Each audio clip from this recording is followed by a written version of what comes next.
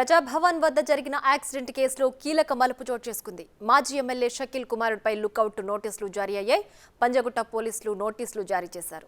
పంజాగుట్టలో rash driving చేసిన సోహెల్ ముంబైకి పారిపోయాడు. అక్కడి నుంచి దుబాయ్కి వెళ్లినట్లు పోలీసులు గుర్తించారు. సోహెల్ను రప్పించేందుకు పోలీసులు ప్రయత్నిస్తున్నారు.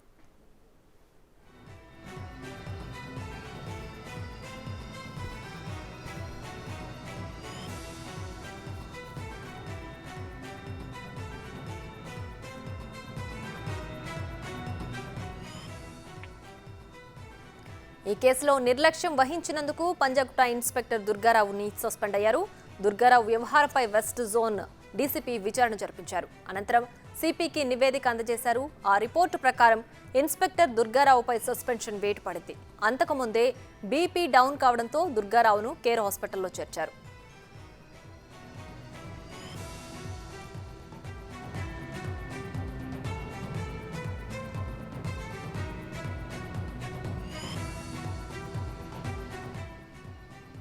అసలు నిందితుడైన సోహెల్ను కాపాడేందుకు పోలీసులు సహకరించినట్లు ప్రాథమిక విచారణలో వెల్లడైంది. యాక్సిడెంట్ తర్వాత ప్రమాదానికి గల కారణమైన సోహెల్ను పోలీసులు అరెస్టు చేశారు. అనంతరం సోహెల్ను పంజాగుట్ట పోలీస్ స్టేషన్కు తరలించారు. అరెస్ట్ అనంతరం బోధన్ మాజీ ఎమ్మెల్యే షకీల్ అనుచరులు పోలీస్ స్టేషన్కు వచ్చి సోహెల్ను విడిపించుకుని వెళ్లిపోయారు. ఈ దృశ్యాలన్నీ సీసీటీవీ ఫుటేజ్లో రికార్డ్ అయ్యాయి. సోహెల్కు బదులుగా మాజీ ఎమ్మెల్యే షకీల్ ఇంట్లో పని మనిషి అబ్దుల్ ఆసిఫ్ను కేసులో పోలీసులు చేర్చారు.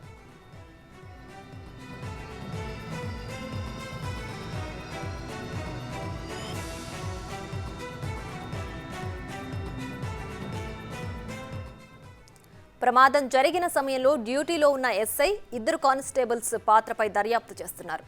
సోహెల్ స్నేహితులను కూడా పోలీసులు విచారణ చేస్తున్నారు.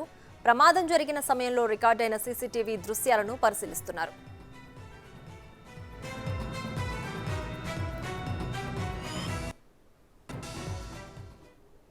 రైట్, ఇక ఇదే అంశానికి సంబంధించి మరింత సమాచారం మా ప్రతినిధి సుజాత లైవ్ లో అందించడానికి సిద్ధంగా ఉంది. రైట్ సుజాత, చెప్పండి. అయితే ఈ కేసులో సోహెల్ కి బదులు వాళ్ళ ఇంట్లో పని మనిషి కొడుకుని ఈ కేసులో ఇరికించడానికి పోలీసులు ప్రయత్నాలు చేస్తున్నట్లుగా అప్డేట్ అందుతోంది. పూర్తి డీటెయిల్స్ ఏంటి? ప్రజాభవన్ వద్ద కార్ యాక్సిడెంట్ చేసినటువంటి బీఆర్ఎస్ మాజీ ఎమ్మెల్యే షకీల్ కుమారుడు సోహెల్ అయితే మాత్రం ఇంకా పరారీలో ఉన్నాడు.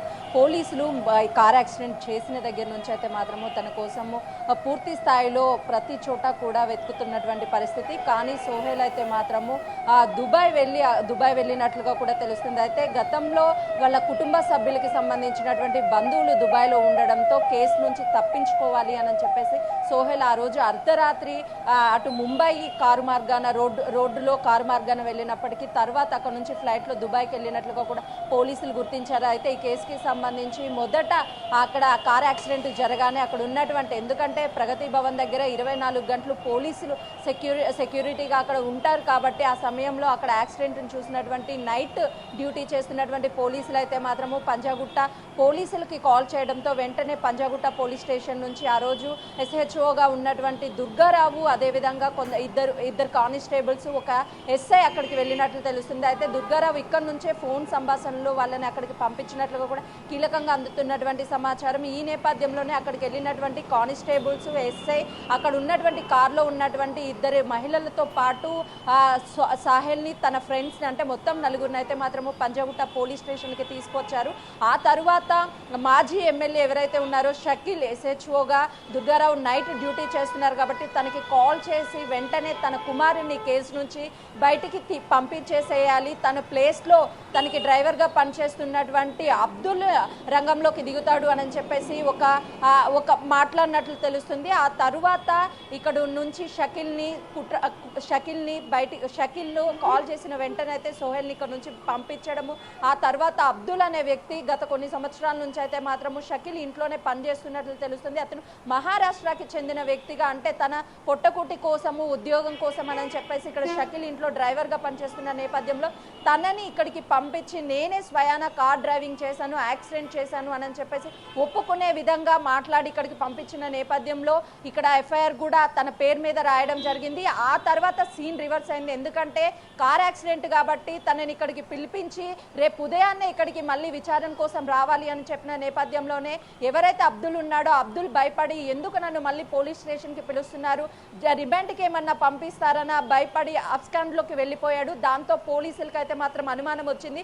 ఎందుకు చిన్న కార్ యాక్సిడెంట్కి ఎందుకు అతను మళ్ళీ విచారణకి పిలిచినా రావడం లేదు అని చెప్పేసి పోలీసులకి అయితే అనుమానం రావడంతో వెంటనే పోలీస్ డిపార్ట్మెంట్లో ఉన్నటువంటి అఫీషియల్ పెద్ద అధికారులు ఎవరైతే ఉన్నారో అధికారులు అయితే మాత్రము రంగంలోకి దిగారు. అటు వెస్ట్ జోన్ డీసీపీ కావచ్చు, లేకపోతే కొత్తకోట శ్రీనివాస్ రెడ్డి రంగంలోకి దిగి అసలు ఏం జరిగింది అని చెప్పేసి పూర్తి స్థాయిలో కేసుని దర్యాప్తు చేస్తున్న సమయంలోనే అటు ఎందుకంటే తను పంజాగుంట నుంచే డ్రైవింగ్ చేసుకుంటూ ఇటు హైటెక్ సిటీ వైపు మాదాపు ఇటు సైడ్ వస్తున్నటువంటి పరిస్థితి కాబట్టి అక్కడ ఉన్నటువంటి సీసీ కెమెరాలను మొత్తాన్ని పరిశీలించిన నేపథ్యంలోనే చాలా క్లియర్గా సీసీ కెమెరాలు అయితే మాత్రము సోహెలే కార్ డ్రైవింగ్ చేస్తున్నట్లుగా కూడా గుర్తించారు. దాంతో పాటు కీలకంగా అక్కడ లైవ్లో చూసినటువంటి నైట్ అక్కడ పనిచేస్తున్నటువంటి సెక్యూరిటీగా పనిచేస్తున్నటువంటి పోలీసులు ఎవరైతే ఉన్నారో ప్రజాభవన్ వద్ద వాళ్ళు కూడా లైవ్ ఎవిడెన్స్గా అంటే వాళ్ళు చూశారు కాబట్టి ఆ టైంలో కూడా సోహెల్ కార్ డ్రైవింగ్ చేస్తున్నట్లుగా కూడా ఇవన్నీ టెక్నికల్ ఎవిడెన్స్ ఏవైతే ఉన్నాయో ఆ టెక్నికల్ ఎవిడెన్స్ అన్నిటిని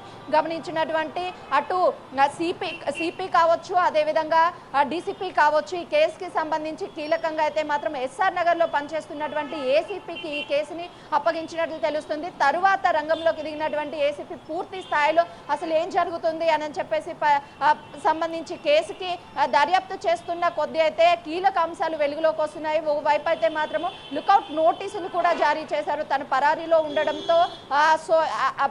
ఉండడంతో సోహెల్కి అయితే లుకౌట్ నోటీసులు జారీ చేశారు. అదేవిధంగా కేసుని పక్కదారి పట్టించే ప్రయత్నాలు చేసినటువంటి షకీల్కి కూడా నోటీసులు జారీ చేస్తాము ఖచ్చితంగా. ఎందుకనంటే పూర్తిగా చిన్న యాక్సిడెంట్ కేసుకి సంబంధించి ఎందుకు వీళ్ళు ఇంత హైడ్రామా కొనసాగించారు, తన ప్లేస్లో వేరే అతను సాహిల్ ప్లేస్లో అబ్దుల్ అనే వ్యక్తిని ఎందుకు ఉంచవలసి వచ్చింది, వీటన్నిటి మీద అయితే మాత్రం ఇప్పటికే పూర్తి స్థాయిలో విచారణ చేస్తూ సాధారణంగా యాక్సిడెంట్కి సంబంధించి అంటే అక్కడ పబ్లిక్ ప్రాపర్టీ ఏదైతే ఉందో అవి బార్కెట్స్ కావచ్చు అవన్నిటిని డ్యామేజ్ చేసింది. అదేవిధంగా కార్ యాక్సిడెంట్కి సంబంధించి 3 సెక్షన్స్ కింద కేసు నమోదవుతాయి. కానీ ఇప్పుడు మొత్తం 17 సెక్షన్స్ కింద అయితే మాత్రం కేసు నమోదు చేసినట్లు తెలుస్తుంది. ఎందుకంటే కేసుని తప్పిదారి పట్టించడం, పోలీసులని అదేవిధంగా అక్కడ ఉన్నటువంటి అంటే ఎస్హెచ్ఓగా పనిచేస్తున్నటువంటి దుర్గారావును కూడా అధికారం ఉపయోగించి ఎందుకంటే అతను గతంలో ఒక ఎమ్మెల్యేగా ఉన్నాడు షకీలు ఫోర్స్ చేసి ఎట్టి పరిస్థితుల్లో ఈ కేసు నుంచి తన కొడుకుని పక్కకు తప్పించాలి అని చెప్పేసి ఫోర్స్ చేసిన నేపథ్యంలో తను కూడా సహాయం అందించినట్లుగా అటు ఎస్ఐ కానీ కీలకంగా అందుతున్నటువంటి సమాచారం కాబట్టి సీసీ కెమెరాల ఫుటేజ్ ఆధారంగానే ఇప్పటికైతే మాత్రము కేసు కంటిన్యూగా దర్యాప్తు చేస్తున్నారనే చెప్పుకోవచ్చు. రైట్ సుజాత, అయితే ఇప్పటికీ సీసీ ఫుటేజ్లో చాలా క్లియర్గా ఉందంటే సోహెల్ డ్రైవ్ చేసినట్టు, అలాగే పోలీసు స్టేషన్లో నుంచి కూడా పోలీసులు ఆయనకి సహకరించి అక్కడి నుంచి తప్పించేసినట్టు కూడా మనకు సీసీ కెమెరా రికార్డ్స్ కూడా ఉన్నాయని చెప్తున్నారు. సో ఈ నేపథ్యంలో ఇప్పుడు కొత్తగా అబ్దుల్ని తెర మీదకి తీసుకొని వచ్చి కేసును పక్కదోవ పట్టించే ప్రయత్నాలు చేస్తున్నారు. అబ్దుల్ని ఎవరైనా సంప్రదించారా, బిగ్ టీవీకి ఎవరైనా అందుబాటులోకి వచ్చారా, అబ్దుల్కి సంబంధించిన వ్యక్తులు కానీ అసలు డ్రైవింగ్ చేసింది ఎవరు అనే విషయాలు ఏమైనా తెలిసి వచ్చాయా? ఇంతకు ముందు మనం కొంతమందితో బిగ్ టీవీ చిట్ చాట్ చేశాము. వాళ్ళు ఆన్ స్క్రీన్ మీదకి రావడానికి అయితే పూర్తిగా నిరాకరిస్తున్నారు. ఎందుకంటే అతను మాజీ ఎమ్మెల్యే బీఆర్ఎస్ పార్టీకి సంబంధించినటువంటి షకీల్ ద్వారా కొంతమేరకు అయితే తమకి ప్రమాదం ఉంటుందని భయాందోళనతో అయితే మాత్రం వాళ్ళు మీడియా ముందుకు రావడానికి పూర్తిగా నిరాకరిస్తున్నటువంటి పరిస్థితి. అబ్దుల్ అనే వ్యక్తి అయితే మాత్రము గత కొన్ని సంవత్సరాల నుంచి షకీల్ ఇంట్లో పనిచేస్తున్నట్లు తెలుస్తుంది. ఎందుకంటే తను మహారాష్ట్రకి చెందిన వ్యక్తిగా కూడా అయితే మాత్రము చెప్తున్నటువంటి పరిస్థితి. సీసీ కెమెరా ఫుటేజ్ కానీ ఒకవేళ చూడకుండా ఉంటే ఎక్కడ పోలీసులకు అనుమానం వచ్చిందంటే స్వయాన తనే అబ్దుల్ అనే వ్యక్తే పోలీస్ స్టేషన్కి వచ్చి నేనే కార్ డ్రైవింగ్ చేశాను అని చెప్పేసి లొంగిపోయిన నేపథ్యంలో ఉదయాన్నే విచారణకి రమ్మనని పోలీసులు నోటీసులు జారీ చేస్తే తను అబ్స్కాండ్లోకి వెళ్ళిపోయాడు. అసలుకి చిన్న కార్ యాక్సిడెంట్కి ఎందుకు అబ్స్కాండ్లోకి వెళ్ళిపోవాల్సిన అవసరం వచ్చింది అని చెప్పేసి ఈ సీసీ కెమెరాలు మొత్తాన్ని వీళ్ళు పూర్తి స్థాయిలో సీసీ కెమెరా ఫుటేజ్ని చూసినప్పుడు ఆ కార్ డ్రైవింగ్ చేసింది సోహెలే అని చెప్పేసి చాలా క్లియర్ కట్గా ఉంది. ఈ నేపథ్యంలోనే పోలీసులు దర్యాప్తు ముమ్మరం చేశారు. దాంతోపాటు అటు షకిల్ కూడా నోటీసులు అయితే మాత్రము ఇచ్చే అవకాశం ఉంటుంది, విచారణకు పిలుస్తారు. ఇప్పటికే సోహెల్ దుబాయ్ వెళ్ళిపోయాడు, ఎందుకంటే వాళ్ళ చుట్టాలు అక్కడ ఉండడంతో అక్కడికి వెళ్ళిపోయినట్లుగా కూడా తెలుస్తుంది. కొన్ని రోజుల క్రితమే, అంటే కొత్తగా కాంగ్రెస్ ప్రభుత్వం ఏర్పడ్డాక ఆ సిపిలను కూడా మార్చినటువంటి ప్రభుత్వంను తర్వాత సిపిగా ఉన్నటువంటి కొత్తకోట శ్రీనివాస్ రెడ్డి ప్రెస్ మీట్ పెట్టి ప్రత్యేకంగా పోలీస్ అధికారులకు కూడా ఒక హెచ్చరిక జారీ చేశారు. ఎవరు కూడా అవినీతికి పాల్పడొద్దు, అదేవిధంగా రాజకీయ ఇన్ఫ్లుయెన్స్ కానీ ఇలాంటి వాటికి పాల్పడి కేసులకి సంబంధించి పక్కదారి పట్టించొద్దు, ఒకవేళ పక్కదారి పట్టిస్తే మాత్రం ఖచ్చితంగా వాళ్ళ మీద సస్పెండ్ వేట్ అనేది ఉంటుంది అని చెప్పేసి ఏదైతే చెప్పారో ఈ 2 రోజుల్లోనే, అంటే నిన్నటి నుంచి మనం వరుసగా చూస్తే పలు పోలీస్ స్టేషన్లు అయితే మాత్రం ఈ సస్పెండ్లు అటు ఎస్ఐలు కావచ్చు, సిఐలు కావచ్చు, కొన్ని కేసులకి సంబంధించి అయితే మాత్రం సస్పెండ్ వేట్ పడుతూనే ఉంది. వాళ్ళు కొన్ని కేసుల్లో ఇన్వాల్వ్ అయ్యి కేసుని పక్కదారి పట్టే ప్రయత్నాలు చేస్తున్నారు.